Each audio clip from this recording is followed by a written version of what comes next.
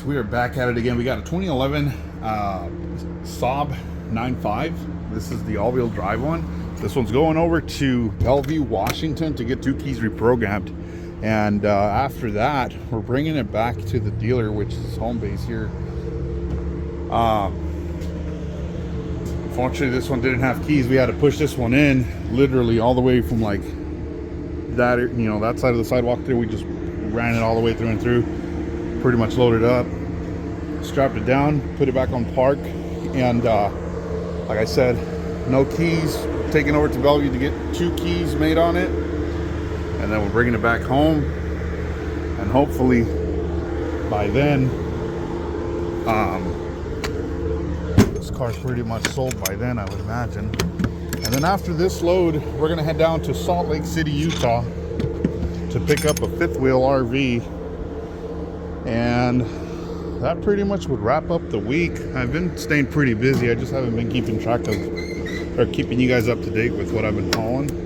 So Monday was day off. Tuesday, which is today, I picked up 2 pallets from the local warehouse that we have here in town. And then from there, we picked this guy up. And now, once we drop off, like I said, we're gonna head down there and take it, or go down to Salt Lake City and come back up to Ording, Washington, and then we should be done for the week by then, I would imagine. So with that being said, guys, yeah, we're pretty much done deal here. If you guys are in the market for a new car, feel free to reach out to these guys. Best Buy Auto Sales down here in Moses Lake, Washington. They're located at 520 South Pioneer Way here in Moses Lake, Washington, right across the street from Safeway. Let's give you guys a quick walk around. Check out this Mopar. Dodge Challenger with the 5.7. Yeah, you can't beat one of these. Now, if that's too much for you, you can always go after an Audi all-wheel drive. If that's too much, then you can go after a Mercedes. You can always go after the Audi again, a Benz, pretty much anything from trucks to muscle cars to SUVs to minivans. Yeah, these guys keep me pretty busy as well, so I'm very thankful with these guys. So if you guys are in the market for a new car, for all of you that are from Moses Lake, Washington, check them out on Marketplace. Type in Roman Robles on Moses Lake, Washington, and you guys will see all the day-to-day stuff that he posts from the daily inventory that comes in and the inventory that he basically sells.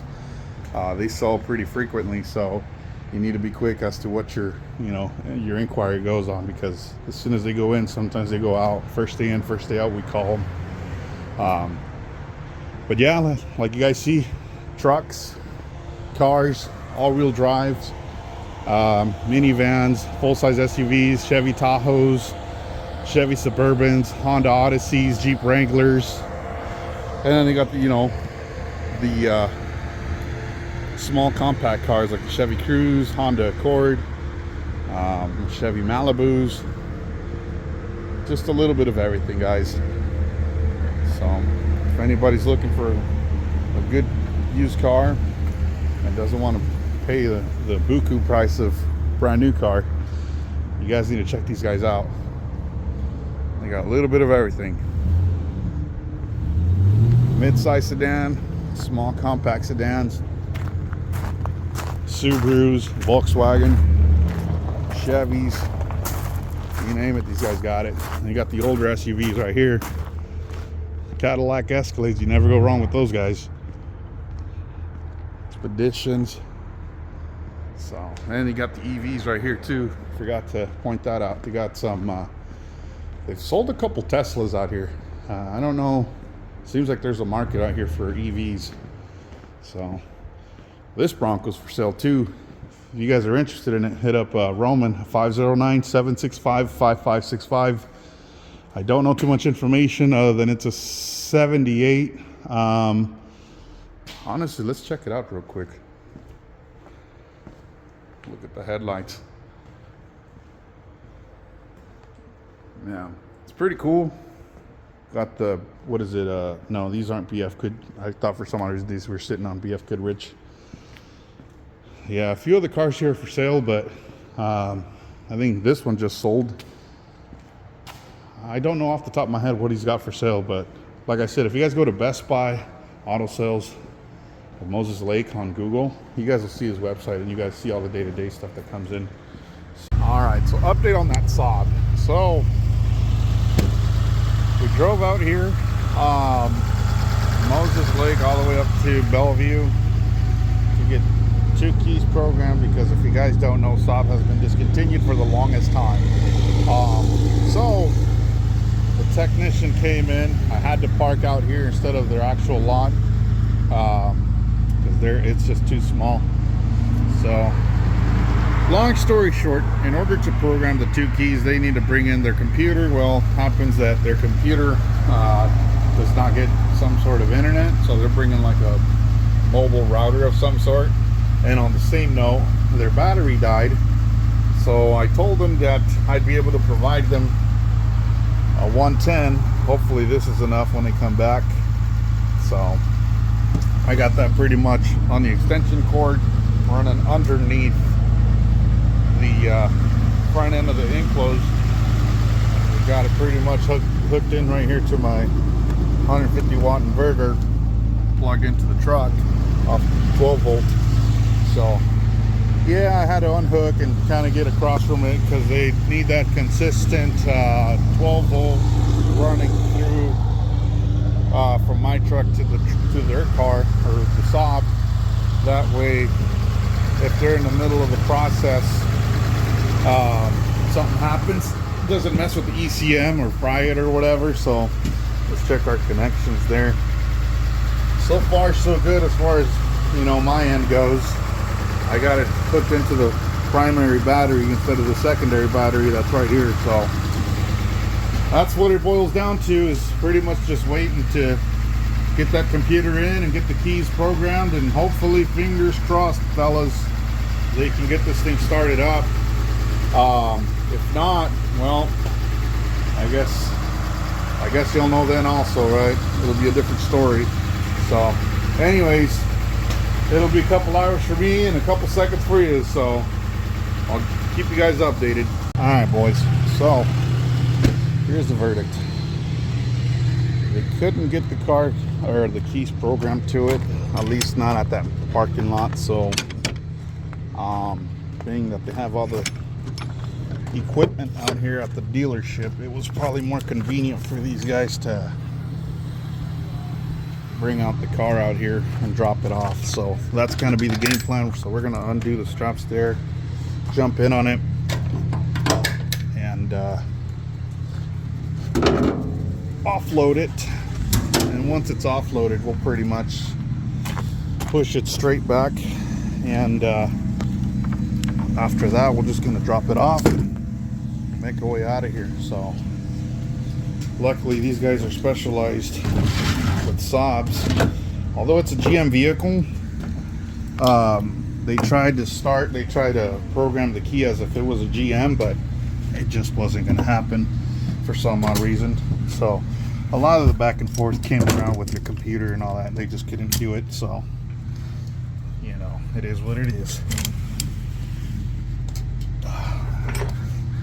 So now, push this out here.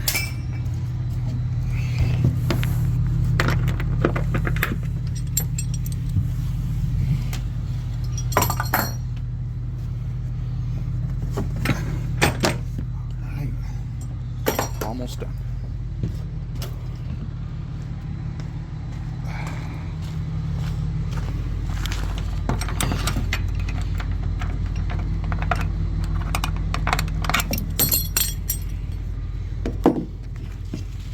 Bring that strap out here. One over there. So, got the one down. Hopefully the steering wheel doesn't lock. If it does, well, that's a new set of a challenge.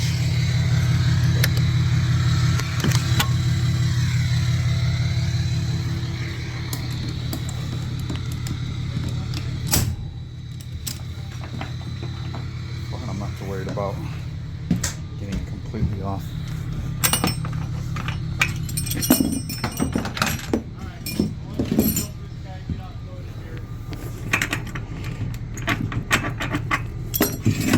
Shouldn't be too long. So give me a second, guys. I gotta do the manual override for the gear lever.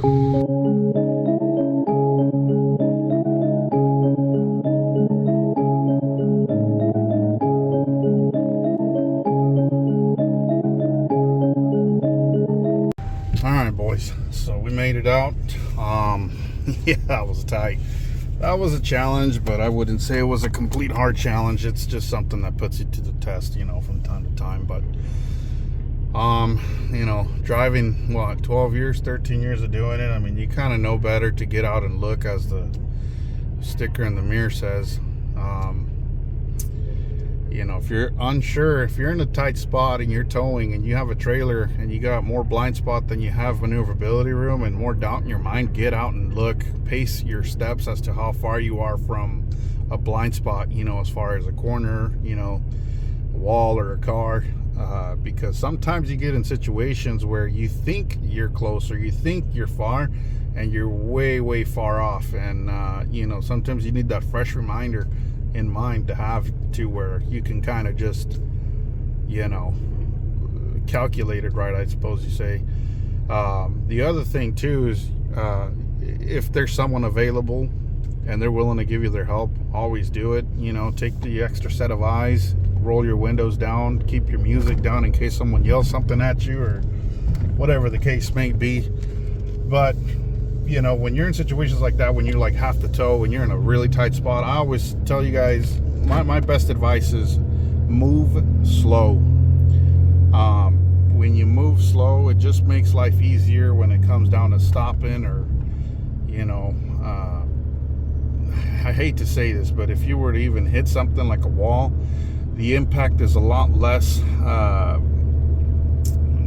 it's a lot less of damage of an impact that you'll acquire during your backup on a blind spot when you're moving really slow versus moving a little faster. That's all it takes to really total out or, you know, have an expensive claim. I mean, it's just the way it is, you know. You guys got to understand that, you know, throw the math and the logical sense as to speed versus not knowing what you're walking into. I mean, all that just has to come in hand.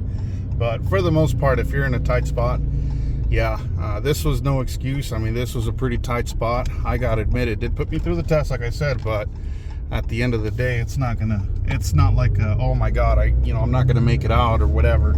You just gotta take an extra 5, 10, 15 minutes and an extra set of eyes if that's possible. I didn't have that, unfortunately, but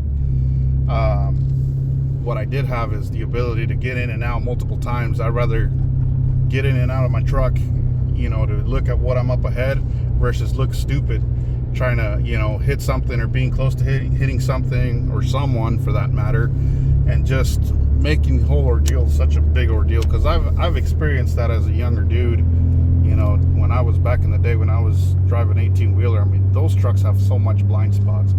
But anyways, I don't want to make the video too long about this topic. I just, you know, I wish I could have showed you guys as far as how that went, you know, kind of how all that went down, but I couldn't. So it is what it is, guys. It is what it is. So with that being said, guys, we dropped off the Saab, and hopefully they get it figured out here within the next couple days. And if I have to pick it up, well, then so be.